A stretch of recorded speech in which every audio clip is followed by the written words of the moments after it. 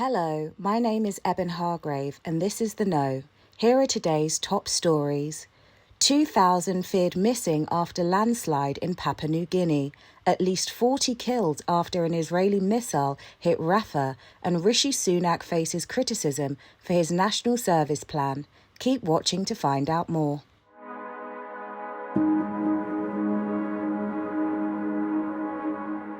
Thousands of people are feared dead after a landslide in Papua New Guinea on Friday, according to the nation's National Disaster Centre.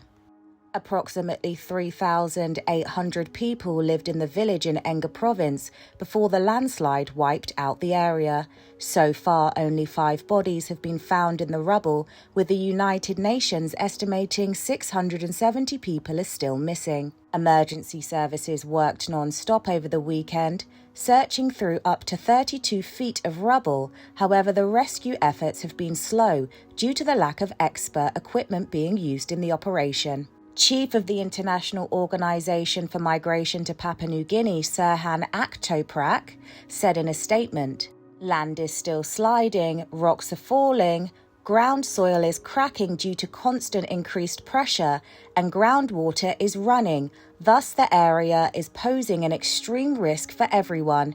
People are using digging sticks, spades, and large agricultural forks to remove the bodies buried under the soil." Speaking to news outlets, Aktoprak added that the rescue efforts have lost hope of finding any more bodies, saying, "People are coming to terms with this, so there is a serious level of grieving and mourning."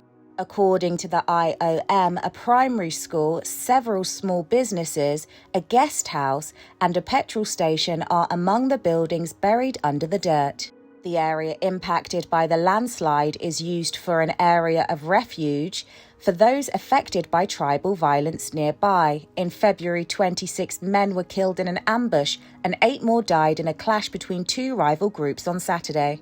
An Israeli missile has killed dozens of people at a refuge camp in Rafah after the Israel Defense Forces sent missiles targeting 2 senior Hamas leaders. Online footage shows the extent of the damage caused by a large explosion in the southern Gaza Strip.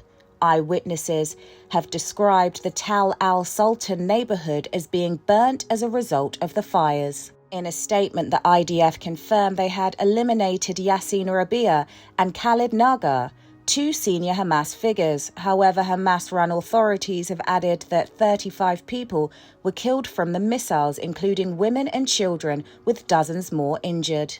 The strike comes just days after the International Court of Justice ordered Israel to halt military operations in Rafah, after South Africa brought an application to the court suggesting Israel was committing an act of genocide.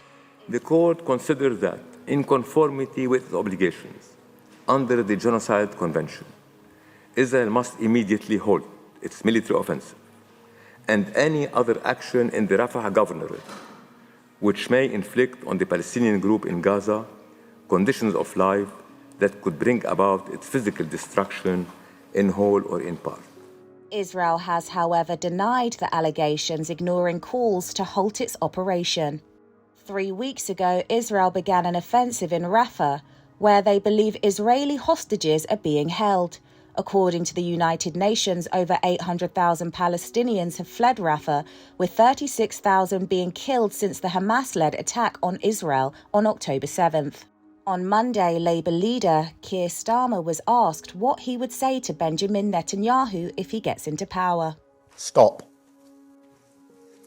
Those scenes, those reports are horrifying.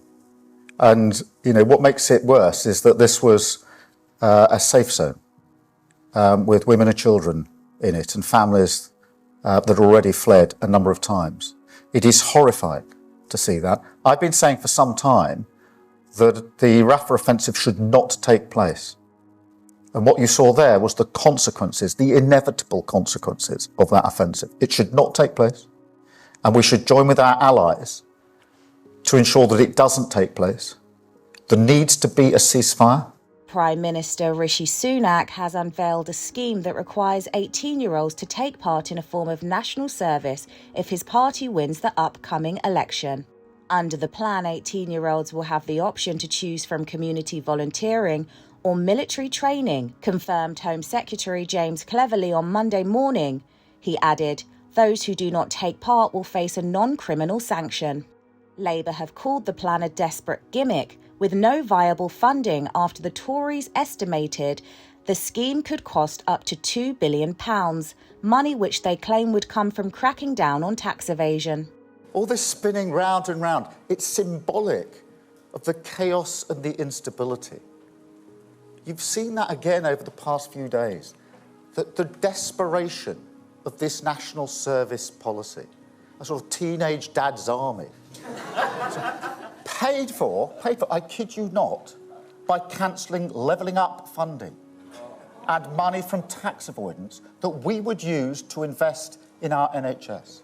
Currently, Labour lead in the polls ahead of the general election on the 4th of July. Since Rishi Sunak announced the election, the party has lost key MPs such as Michael Gove and Andrea Leadsom, losing a total of 76 MPs.